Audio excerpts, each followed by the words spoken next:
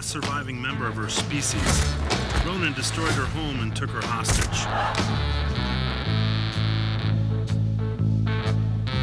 So you've got quite a few science fiction franchises now. Is science fiction something that particularly excites you? It does. Like individually, whenever I'm not doing films, I'm constantly, going to the Sci-Fi Channel, knowing what's on, or FX, or going to the movies to see movies, or reading Dune all over again, and wishing that I was Lady Jessica.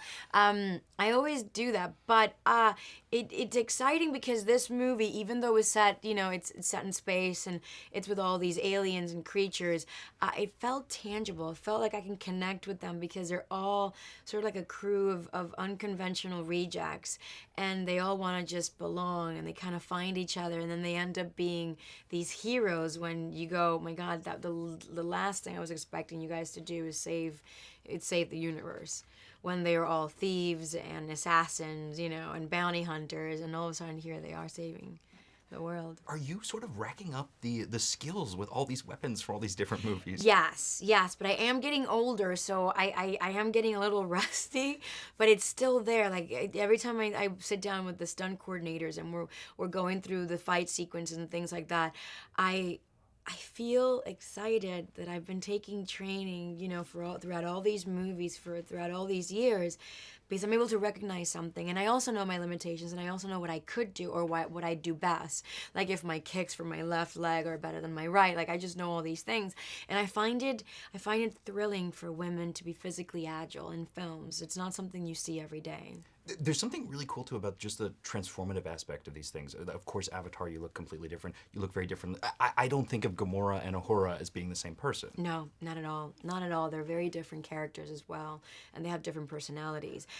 It's exciting for me, the thought that I get to sort of sit down the way Eddie Murphy did throughout all the Nutty Professors and just have that experience. I'm like, even though I've done a lot of high-tech movies, I've never have gone through that process myself, like in skin, to feel it.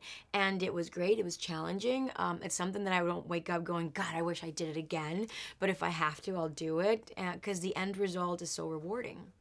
Do you ever use one character to sort of, in your head, talk to another or to figure out the differences? No, I've never done that. I think I've always speak to them like as me looking at this character as if this character was a real person going, God, what is it that I really feel bad about you? Like, what happened to you? That I kind of go, that sucks. And then I dive into that because I don't ever want to play characters that feel so put together, that do everything perfectly the first time. I like figuring out a character with how broken they may be and how much baggage they carry. And Gamora definitely has a lot of baggage, but then she meets all these people and they all have their own baggage, and she kind of feels, okay, I'm just gonna stick around here a little bit because every time I seem to talk, they seem to listen, and that's what I like the most about this character and all of them in relation to each other. You're a good-looking girl. You should try to be more nice to people. I think she likes me. You got issues, Quill. Guardians of the Galaxy.